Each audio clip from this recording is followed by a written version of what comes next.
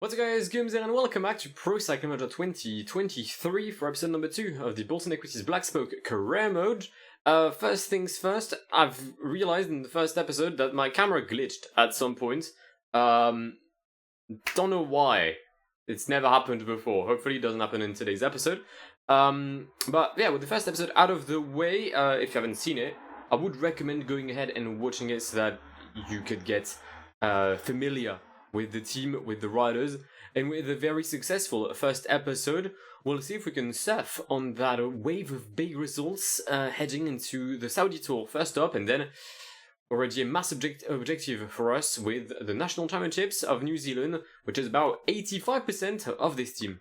And on the way, for the Saudi Tour, it is a sponsored objective. I think they won the top 5 on this race. We got a good team with our leader Mark Stewart. Christensen is there, he's won, was it Gravel and Tar? He's won, I think it was. I'm still genuinely learning some of my riders. We've got Scott, who's quite good. Jackson, who could potentially get into breakaways. O'Donnell, I've seen him in the past few stages. Ryan Goff is there as well. Yeah, it should be quite interesting. There are still some glitches with the helmets, but I hope it'll be fixed quite soon. And yeah. Alula International Airport, Kaibar. Let's go. We're gonna lose the first stage of this Saudi Tour. I can't position myself. And it's way too late for us to do a proper sprint here. It's a shame. It's a shame. I feel like some of my riders definitely had the legs to do something. We'll try and launch Mark Stewart early on. But yeah, no, he's gonna get blocked. Matter of fact, he's actually not gonna get that much blocked. He's not gonna go to the end. It's gonna be a win for Nikas Arndt. Can he hold on to Mr. Zeilard? Yes, he can. Nikas Arndt, Michael Zeilard, Modarif Saleh, and it's P8 for Ryan Christensen. Race conditions aren't as good as yesterday for my riders. Hopefully, though, we can achieve better than a top 8 finish in Shalal Siliyat Rocks. There is a massive period of wind zone, a 62-kilometer wind zone. I may try to pace a bit in that, just to see if it's as OP as it was last year, knowing that I don't have as good as a lineup as I had in the past games, but it's always going to be interesting. Maybe they've reduced the effect of wind zones, or maybe they haven't touched it. To be fair, they haven't touched many things in this game. Update, it still seems quite OP. 37 riders left in the first group. 39 kilometers left. Only 2 riders, though, are able to carry on with this team in Mr. Scott, Mr. Stewart. Rest of the peloton, sitting 2 minutes behind. I'm going to stop Mr. Koff. But yeah, kind of destroyed everyone. Finn Fisher Black has been dropped. Mate, you chose the wrong New Zealand team. Actually, no, he's not from New Zealand. You just chose the wrong team. Should have gone with us. In a day that can only be classified as a challenging stage, we are approaching the finish in Shalhal. 2.5k remaining with Scott leading out Stewart. It is our 2 British riders in this team trying to pick up yet another success this season, trying to, as I said, maximize early season. We've been absolutely dropped by Arne Maret, and the Belgian takes the stage ahead of Sean Quinn. I've completely fucked up the timing with Mark Stewart. It's P7, and mostly it's disappointing. It's a sprint stage with a hilly finish at the Abu Raka. A max of 12% in the final 2 kilometers could definitely disrupt the main sprint. 78 hills for Mr. Scott. Great stats all around for him. -3 for Mark Stewart. Yep, pretty sure we're going for Scott today. I genuinely need to know his first name because I was going to call him Jill Scott, and I'm pretty sure there is someone called Jill Scott that's quite famous, and I'm also 99% sure that's not this person. Alright, this time the sprint has been well prepared, even though it appears that Cofidis is trying to overtake us for Peter Legart on the left-hand side of the road. Pierre-André Côté is also here to try and fight us, our old friend from last year's career mode, with at first Cervelo and then towards the end Cannondale Garmin. And then Cannondale Drapac, and then whatever name we finished with. But there goes Mark Stewart. In the climb of Abu Raka, there goes Ryan Christensen, there goes Jill Scott. It's a 1, 2, 3, potentially 1, 2, 3, 4 for Bolton Black Spoke. Get in! we've got the Queen stage of the Saudi Tour between Malaya and the Skyviews of Haratu Weirid. +4 for Ryan Christensen, +1 for Jacob Scott. Is it enough for us to retain the we didn't get the jersey? There was no gaps yesterday? That's outrageous. Wait, hold on. This stage, there were no gaps yesterday. Definitely feel like gaps could have been shown. Alright, well, now the question is, do we have enough to take the jersey? We'll see. Alright, the work has begun. The climb starts in 500 meters. We're going to catch the breakaway. A breakaway of 5 with Henok Mulubran, Dan Hule, Michael Habban. I forgot his first name, but the fact that there's 3 letters for his first name or 3 initials worries the fuck out of me. And Samuel Rakani is going to be a co as well. But yeah, let's go. Immediately J-Vine attacks. Yep, I mean, clearly he's trying to show me that he deserves a place in the Bolton Equities Black Spoke lineup ahead of the upcoming season. And I'll tell you what, I think he's proven me right. I think J-Vine is going to take the stage today. The sprinters will have to fight for an accessit position, which will be at best P2, as Andre Carvalho? I think it's Andre Carvalho. Tries to go for a little move here. I'll just put Christensen in the wheel of Mark Stewart. There we go. There goes Mark Stewart. There goes Ryan Christensen. Jacob Scott in the wheel. Jacob Scott in the wheel. Jacob Scott propelling himself to P2. J-Vine takes the stage, but not the lead of the GC with 3 minutes 40 down. P2 for Scott, and that should be the leader's jersey because Arne Marit crosses the line in P7. Final stage of the Saudi Tour. We are in the lead 6 seconds ahead of Nikas Arndt, Arne Marit, Ryan Christensen, and Alessandro Pinarello. Meaning that we have not won this race yet. Everything could still play and change out in Maraya. So let's try to retain the jersey and let's try to win another general classification. I'm trying to think, but we've won the new Sequel Cycling Classic. We've won the Tropical Mesa Bongo. We've won San Luis. We're yet to lose a single general classification in this save so far. I mean, it's going to happen quite soon, sure, but let's enjoy it while it's last. 7 kilometers remaining. There's a crash here with Stefan de Bod and Masuda. But we're preparing the sprint. We just need to finish ahead of Nikas Arndt, Arne Marit, Ryan Christensen, Alessandro Pinarello, potentially Sean Quinn and Michael Zygaard. And we'll have our title. Sounds easy enough, doesn't it? 99 rhythm for Mr. Jones, followed by George Jackson. Jones is going to take the wheel of Jill Scott. No, sorry, Jacob Scott. Jill Scott. Oh, I know who she is. She's the captain of the Lionesses. Come on. My brain works, but like on alternate current. So like sometimes I don't have any knowledge, and sometimes I just have, well, a big-ass brain. But either way, I digress. Final few corners. Apexes have been forgotten by Jacob Scott, but the peloton has forgotten that Black Spoke existed, and it's gonna be a win. Oh, for fuck's sake, no. Oh, no. Oh, no. No. Yeah, that's crazy, because... So it's P5 for Jacob Scott. I'm so glad Nikas Arndt didn't win. Oh my god. That would have been the worst moment of my PCM career. Can confirm we have won the GC despite me being quite dumb. We've also won the point specification, but it was quite close. Mountain-wise, we're not there. Beshwara, we're not there. Team-wise, Wait, what? How is UAE first? How in this scenario is UAE first? How? I mean, I understand why. I know, it's because... Wait, where was it? This one. It's because J-Vine won with 22 seconds on this stage, but it doesn't make sense. Like, it literally does not. It's not a sponsor's objective, but it's a race that is important to me. It's a race that is just important, just simply put. National Championships of New Zealand, starting with the time trial at the Tokoroa. Sorry, between Tokoroa and Tokora? Fuck it, between wherever and Tokoroa. We don't have a great time trialist. Our best time trialist, I think, is going to be Aaron Gates. Probably around 72. Time trial, on a good day, could be potentially more. I'm pretty sure he's reached his fitness peak as well, because I had him fitness peak for this race specifically. But yeah, we've got 8 riders, 8 chances of winning. Is Javine here? No. Finn Fisher Black is, though. Tom Scully is there. Jack Bauer is there.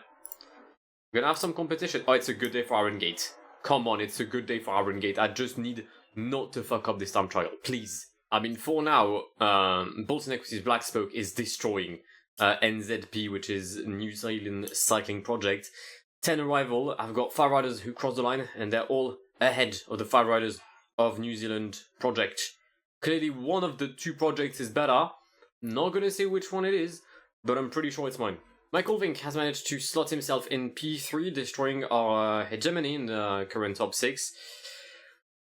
Aaron Gate is on his way. I'm hoping that Finn Fisher Black hasn't peaked yet. I'm pretty much convinced that Tom Scully probably has, because it's a huge objective for him.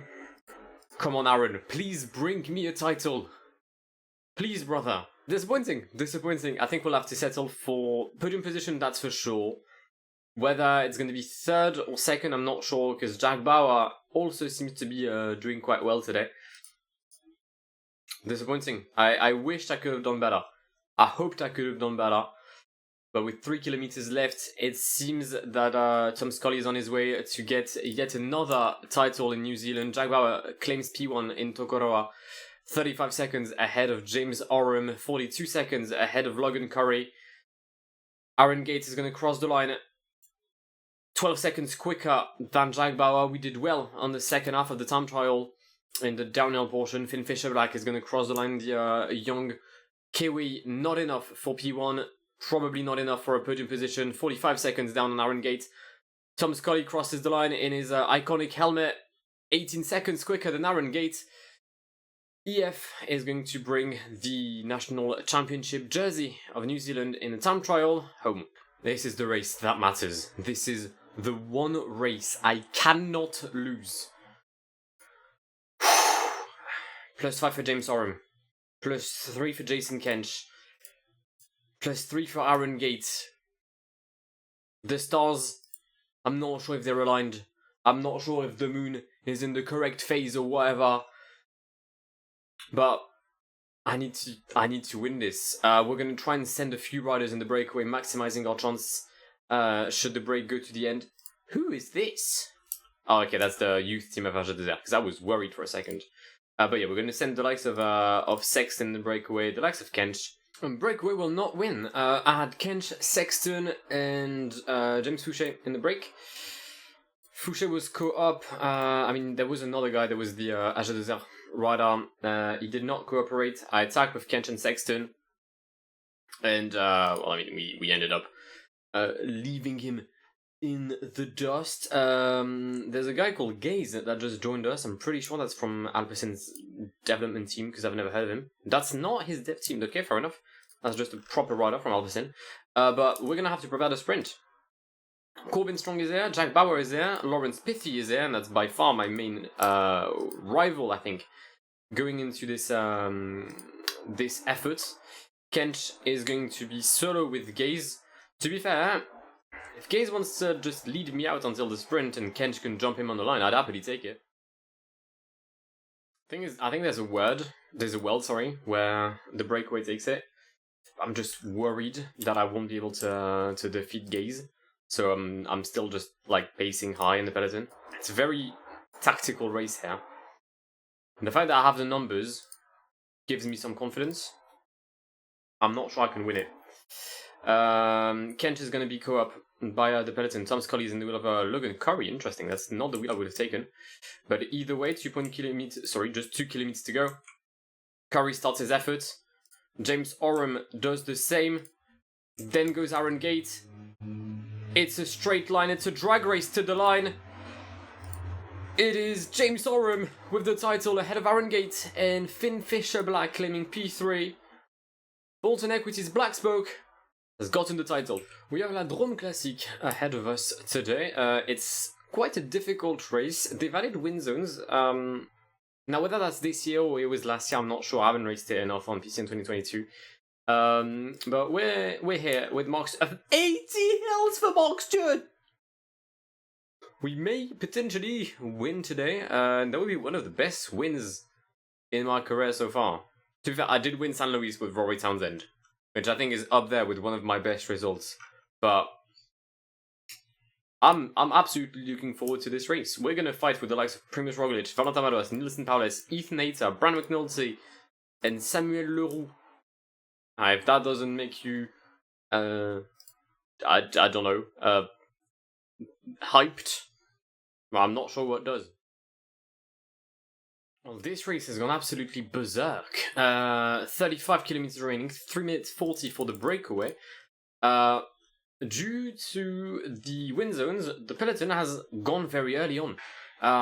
There's been a lot of attacks, a lot of riders trying to, just make moves, but also there's been a lot of riders getting dropped, and therefore teams didn't really pace. So I'm very curious to see how that evolves, because with 32 kilometers remaining, the gap is just, I think, enough for the breakaway, and also you've got some good riders that are intertwined between the peloton and the lead group, such as Nilsen Powless. So we're gonna have to work quite well to try and catch the American, as Carlos Rodriguez is at the front of the peloton here with Vegard Steklangen and Stefan Oldani in the wheel. Aaron Gate, the runner-up of the NZL Championship, is the one leading the peloton, a 19-man peloton. 1 minute, 10 kilometers. Logan Corrie leads ahead of Mark Stewart. The gap is going drastically down by the second. We're gonna catch them. It's only 6 riders left in this group here. We're doing a stellar job through Corrie and Mark Stewart, and we even have like the numerical advantage here, which is absolutely massive. James Fouché is gonna stay with Powless, Kurkler, and Marc Marquez here. Did not think we'd end up in this position as Ben Tollett goes for a move here. Logan Corrie immediately tries to come back on the British rider. 5 kilometers. This is where this is basically make it or break it territory. Roglic, Ben Tollett, Mark Stewart. Who will win today? The Boudion. Oh, it's not going to be Roglic. It's not going to be Roglic. Is it going to be Ben Tollett? Is it going to be Mark Stewart? It's going to be a British rider taking the win in Étoile-sur-Rhône, 1.4 kilometers. There's a few corners. We're going to launch early. We're going to try and surprise Ben Tollett in this uphill portion. And Mark Stewart takes the left-hander first. And Mark Stewart, without any competition, destroys the field at the Drome Classic and takes it ahead of Ben Tollett. Logan Corrie is going to try and sprint for P3. I think I've started slightly too late. I have indeed. Roglic claims P3. I mean, there's a saying, tell me in front of who you've won, I'll tell you if you're a big winner. I reckon winning ahead of Ben Tollett and multiple Grand Tour winner, Primož Roglic, I think Mark Stewart is quite the winner today. Sponsor's objective today, Kuurne, Bruxelles, Kuurne. It is most likely, or at least I hope, gonna end in a sprint where I could compete with Matthew Bostock, who just taken P2, by the way, in the UK Criterium, or wherever that race is. But yeah, Jacob Scott is here, Matthew Bostock is here, Ryan Christensen is here, Rory Townsend is also here, the Irish champion. I don't think I had seen his jersey so far. I mean, definitely had seen it, but I hadn't checked it. Also, lovely Dogma bike. I mean, if anyone at Black Spoke is watching this video, if you wouldn't mind, like, sending me like a goodies package and accidentally putting a bike in the goodies package, I'll happily take it. I'm getting worried that we may not catch the breakaway here. 150 for a group of 9 with De Porter, Mathis Lebert, Georg Steinhauser, Camille Bonneux, and some other riders like Callum Scottson. But yeah, there's a strong possibility of us not catching them. Knowing that the objective was a top 10 on Kuurne, Bruxelles, Kuurne, I have to get. I have to be first in the peloton if I want to achieve my objective. Decided to attack with Ryan Christensen, trying to anticipate the sprint. I was hoping that it maybe pushed me into catching the leaders, and actually it did. It actually did. I didn't do a bad play for once. Oh, hey, yo! Look at me being smart and all that! Jesu! Okay, well, Ryan Townsend is going to try and come back. Rory Townsend is going to try and come back with Benny Girmay, but it's going to be difficult for the Irish rider. In the meantime, we're going to catch Pries at the front. Christophe Laporte is most likely going to win today's Kuurne-Bruxelles-Kuurne. But it's fine. I think if I can just settle for a top 2 here. Or sorry, a top 10. Come on. Laporte, Mats Lebert, Georg Steinhauser, De Porta, and Christensen takes P5. I will happily take that. Especially considering that I did not finish within the top 20 riders of the peloton, and I would have failed my objective. Final race of the video, we are heading to Belgium yet again for Le Samin. Objective, top 10. Rory Townsend with a +5, that's 73 cobbles for him. Matthew Bostock, that's 75 cobbles for him. Alright, let's try to end the episode on a high. Final 20 kilometers, 76 riders in the first group. We've got Scott, Townsend and Bostock doing quite well. My only issue and my main worry right now is the water. Oh, and actually, no, that's my second worry. The main worry is Christophe Laporte. Trying everything with Rory Townsend to try and stay with Alexander Christophe, John Cobb and Mr. Rein Diaz. It's a struggle, it's difficult. Christophe alone, 20 seconds, 10 kilometers to go as Guillaume Boivin tries to chase him down. Now there goes Edouard Teuns. I'll try and jump in the middle of the Belgian here. Is he working for himself, or is Stuyven here, for example? Treks Gofado, Stuyven is there. Alright. Edouard Teuns is not working for himself, which is good. That could allow him to maybe come back on Alexander Christophe. Sven-Erik Beström goes for a move as Jonas Kench has fallen. Disappointing for Kench. 5 riders in this group will use the gel on Rory Townsend, Cedric Bullens. No, that's Fran Vermeersch, sorry. Vermeersch tries to attack. Christophe follows. That's a big attack from Vermeersch. Townsend trying, giving everything he's got. We do have a gap with the peloton here. But Bostock is on his own. Townsend is not going to be able to be of any help in the final 2 kilometers of this stage. It's a strong rhythm by John Bostock. Is it enough? Sorry, by Matthew Bostock. John Bostock plays for Notts County. 1.5 kilometer. There's been a crash by Lorenz Rex. Oh, I've launched too early. Gosh dang it.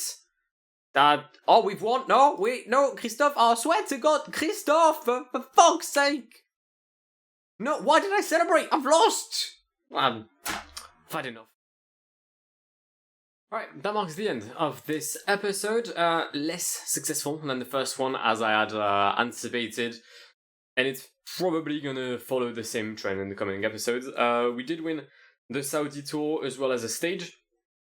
We've won the Road Championships in New Zealand, and we've won in quite a remarkable fashion the Drome Classic through Mark Stewart.